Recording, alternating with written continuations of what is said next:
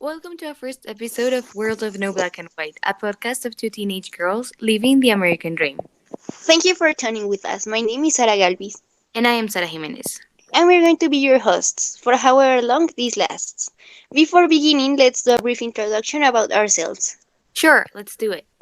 So, you already know our names. Along with both of us are 19 years old. We live together in an apartment in Nashville. We study sociology and we have a half-time job as waitresses. We both were born in Bogota, Colombia, and we have known each other since we were in elementary school.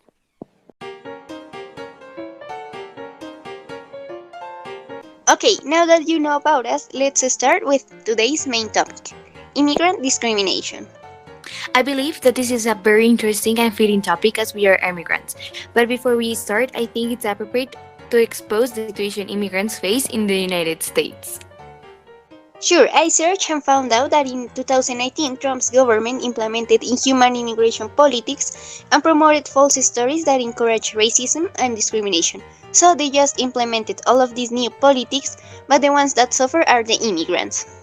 Moreover, 24% of Latin immigrants said that they were discriminated because of their physical appearance, 35% due to language they speak, and 20% of because of both. Have you experienced something like it recently? Yes, I have. I think it was last week. I was taking the order of this beautiful couple until the woman sitting next to them interrupted me. Clearly, just because she wanted my attention and for me to prioritize her and take her order instead. So, what did you do about it? At first, I ignored her and took the couple's order. What else could I do? It wasn't my table, so it wasn't my job to attend her. Not only she did not stop, but also started treating me like I was stupid or something like that. I believe she identified that I wasn't from here, due to my accent. Can you believe that she started speaking slower? God, I feel so humiliated. I understood her perfectly when she spoke in a normal way, but she just had to feel superior, talking to me in that way as if I was a baby or something like it.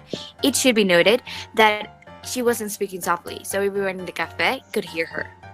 Unbelievable. It's so disgusting and upsetting when something like that happens, especially in the place of work. The saddest thing is that some people normalize it and others act like nothing is happening. I totally agree. It is something that we as immigrants will always face by those who feel superior just because they are natives, and we will never be relieved of this burden.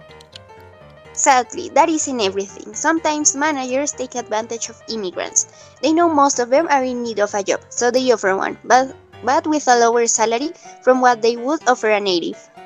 Geez, that is disgusting, but not so hard to believe. Have you seen it happen? Yes, it was at work, to my friend Julian. He suddenly found out that he was being paid less than any of the other workers, including me. He couldn't understand what was the reason for this. Later, he was devastated when he heard our boss telling his coworker that she took advantage of Julian. She made an offer with a lower salary than she would normally give. She persuaded him into accepting because she sold it as an offer that he couldn't refuse, and he accepted. It should have been hard to assimilate all of that information. Hard to assimilate? I don't quite agree. It was humiliating. She took advantage of him and he even trusted her. He considered this as an unique offer, as if he couldn't get a better one. You can obviously see how his boss influenced his decision. In this case, she used her intimidating voice to get what she wanted, just to save a few bucks. Now I understand. I think it is time to read the questions people have left for us on Twitter, right? Yes, absolutely. The first question is from AT Rep 7. She asks, where do you think discrimination comes from? Well, I think it has many roots, but it always comes down to that she's from the United States and I am from Colombia. So, as they are different cultures, some people believe that they should not combine or they shouldn't be accepted in another country. It is incapacity for people to recognize the dignity of people from other ethnic origins. I agree. They are also suppressed by denying someone a job, a home, educational opportunities, and a fair criminal justice system. Therefore, these kind of people feel superior when they discriminate others for their nationality. Okay, I hope that answered your question. The next question is from AT Hapcard. He asked, why do you think Mexicans suffer more discrimination than immigrants from other countries? Well, from what I've seen and read, Mexicans are the ones who suffer the most. First, in 2019, there were 9.32% of immigrants in Mexico, where 92.7% of them went to the United States. And I believe they immigrate more to the USA due to the border they share. For example, they are affected by violations to their human and civil rights from migratory authorities and government officials.